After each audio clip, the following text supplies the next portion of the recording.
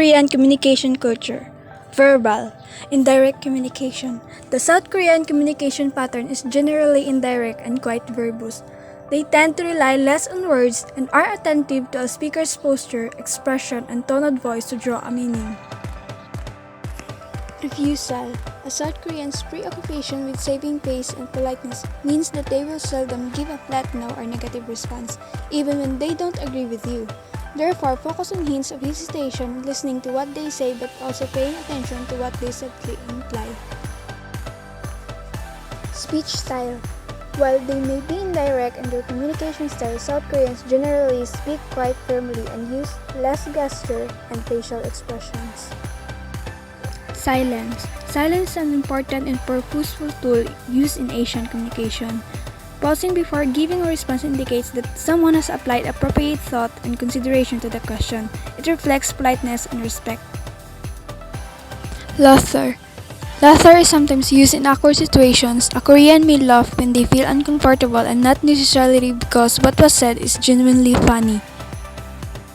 Nonverbal. Physical contact. Koreans are generally not very physically affectionate with one another. However, male friends may touch one another more than Western men and girls may walk in hand. Pointing. People do not point with their index finger but rather with their entire hand. Beckoning. One beckons by fluttering all fingers to one's hand with palm facing towards the ground. Eye contact. During friendly conversation, make full eye contact with the person you are talking to, and avoiding eye contact by someone who's older than you and has a higher status considered as disrespectful behavior. Hands. Use two hands or right hand alone to offer or receive something. Gestures. It is considered rude to make a fist with your hand while placing the thumb between the middle finger and index finger. Expressions. Koreans tend to come across as quite straight-faced in conversation. However, their facial expressions can immediately expose when they are angry or in disagreement. Smiling. As well as an expression of glee and humor, smiling can indicate that one is feeling ashamed or embarrassed in Korean culture. For example, a Korean may smile when they make a mistake. Sneezing. Sneezing is considered rude in Korea. It is best practice to excuse yourself from the room if you have to. Two main levels of politeness. 1. Jondaemal is a formal way of speaking. You use this form of speech to strangers and people who are older than you or in formal situations like meetings.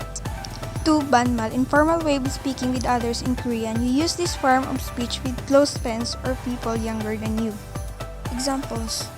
Banmal. 안녕, 잘 가, 고마워. 존댓말.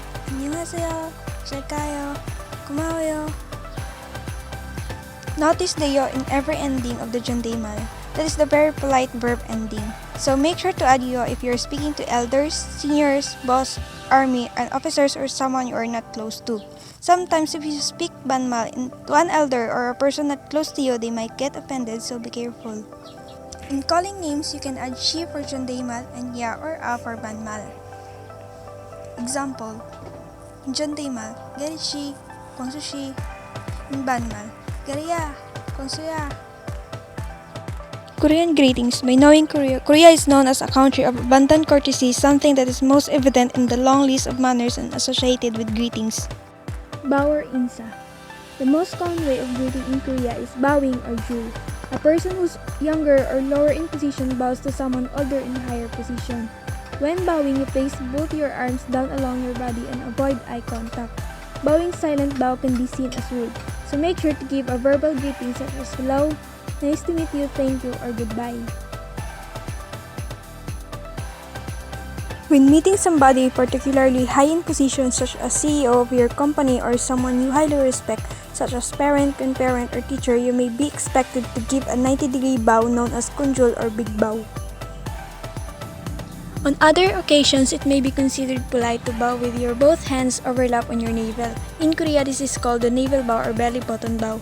And you will often see kindergarten teachers teaching it to their students in school. The navel bow can mostly be seen being given by employees working in service industries such as hotel or department store staff or flight attendants as they greet customers.